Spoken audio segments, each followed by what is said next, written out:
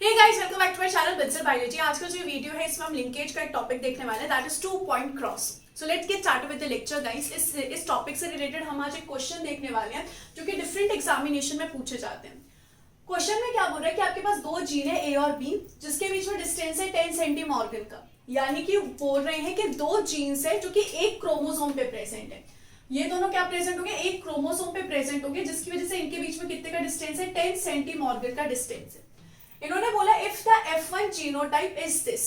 क्या कह रहा है कि F1 जीनोटाइप जो है वो इज दिस का मतलब क्या होता है कि यहाँ पर हमें पता है कि डिप्लॉयड ऑर्गेनिज्म के पास होमोलॉगस क्रोमोसोम प्रेजेंट होते हैं। होमोलॉगस क्रोमोसोम का मतलब क्या होता है? ऐसे क्रोमोसोम जो कि पेयर है। जैसे कि मैंने बोला यहाँ पे जो फर्स्ट क्रोमोसोम है इसके ये दोनों कैसे हैं? पेयर है, क्योंकि दोनों के दोनों कैसे होंगे? दोनों के पास सेम जीन प्रेजेंट होगा।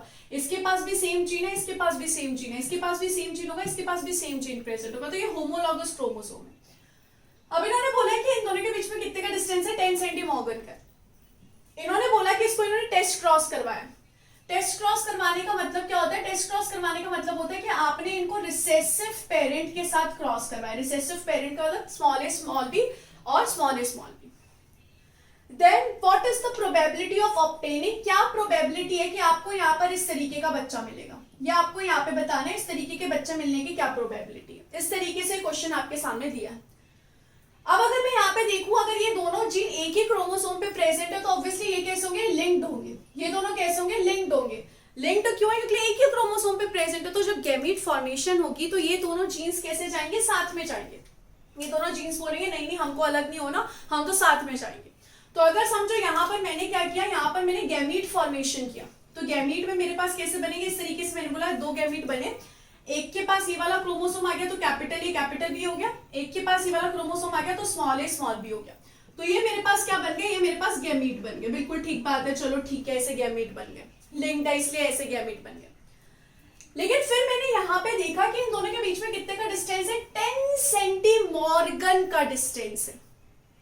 अगर आपने मियोसिस पढ़ी होगी तो आपको पता होगा गैमीट फॉर्मेशन के टाइम क्रॉसिंग ओवर भी होती है। क्रॉसिंग ओवर मतलब क्या होता है? क्रॉसिंग ओवर मतलब होता है कि जो होमोलॉगस क्रोमोसोम है ना, वो एक दूसरे के साथ पेयर करते हैं, और पेयर करने के बाद क्या करते हैं? इस तरीके से क्रॉस ओवर करते हैं। इस तरीके से क्या करेंगे? क्रॉस ओवर करेंगे। अब इस क्रॉसिंग ओवर की वजह से क्या आएगा? ये जो ऊपर से ऐसे ऐसे चल रहा था, जा रहा हूं, फिर ये कहां पहुंच गया? नीचे पहुंच गए। तो वही वाली बात हो गई, जाना था जापान, पहुंच गई चीन। इसको सीधे जाना था लेकिन क्रोमोसोम कहां आ गया? नीचे आ गया। तो इस कंडीशन में क्या होगा? इस कंडीशन में अगर मैं गैमीट देखूंगी तो क्या होगा? Capital A small B. Similarly छोटे वाले को अरे जाना था जापान लेकिन पहुंच गए चीन, तो यहां पर इसके पास क्या होगा? स्मॉल ए कैपिटल बी होगा। तो आपको इस तरीके के गैमीट भी मिलेंगे। पर यहाँ पर डिस्टेंस, आप यहाँ पे बात क्या ध्यान रखनी है कि जो ए और बी है उनके बीच में डिस्टेंस कितना है? उनके बीच में डिस्टेंस सिर्फ और सिर्फ 10 सेंटीमॉर्गन का है। अगर 10 सेंटीमॉर्गन का डिस्टेंस है तो मैं कह सकती हूँ जितना डिस्टेंस है उतने ही तो चांसेस होंगे ना क्रॉसिंग ओवर होने के। तो अगर 10 सेंटीमॉर्गन डिस्टेंस है यानी कि 10% चांसेस होंगे क्रॉसिंग ओवर होने के, और 90% चांसेस है कि उनके क्रॉसिंग ओवर नहीं होगी। यानी कि 90% वो लिंक्ड है और 10% वो अनलिंक्ड है, क्योंकि उनमें सिर्फ 10 सेंटीमॉर्गन का डिस्टेंस है। तो यहां पर अगर हम देखें 90% पेरेंटल आ रहे हैं, ठीक है। ये दोनों गैमीट्स को हम क्या बोलते हैं? दोनों गैमीट्स को हम बोलते हैं पेरेंटल, क्योंकि ये मम्मी पापा जैसे है, बिल्कुल सेम टू सेम। और इन दोनों को हम क्या बोलते हैं? इन दोनों को हम बोलते हैं रिकॉम्बिनेंट। ये इनको क्या बोलते हैं? रिकॉम्बिनेंट। अब मैंने यहाँ पे पूछा, अच्छा ठीक है 90% पेरेंटल है लेकिन उसमें कैपिटल ए कैपिटल बी भी गैमीट बन रहा है और स्मॉल बी गैमीट भी बन रहा है, तो दोनों को हाफ हाफ दो ना। इसके बनने के चांसेस कितने हो जाएंगे? 45%। इसके बनने के चांसेस कितने हो जाएंगे? 45%। या फिर ये 45% बनेगा, ये 45% बनेगा, क्योंकि 90 जो है वो तो इन दोनों का है, हाफ हाफ इनका होगा। सिमिलरली 10% इन दोनों का है, तो इसके होने के चांसेस है 5%, इसके होने के चांसेस है 5%। अब अगर मैं इसका गैमीट देखूंगी तो इसका सिर्फ एक गैमीट बनेगा, that is small A small B. इसमें तो सेम है, इसमें तो कोई फर्क पड़ेगा ही नहीं।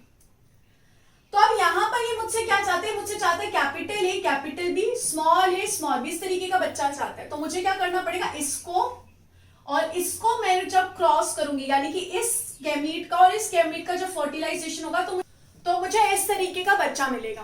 तो इस तरीके से हम यहाँ पे डिसाइड करते हैं, यहाँ से आ गया 100% और यहाँ से आ गया 45%, और उस बेसिस में मैं क्या बोल सकती हूँ कि यहाँ पे इसके होने के चांसेस 45% है, क्योंकि यहाँ से तो श्योर है कि वो आएगा ही आएगा। तो यहाँ वाले जो परसेंटेज है उसको तो हम काउंट करेंगे नहीं, सिर्फ यहाँ वाले परसेंटेज को हम काउंट करेंगे, दैट इज 45%।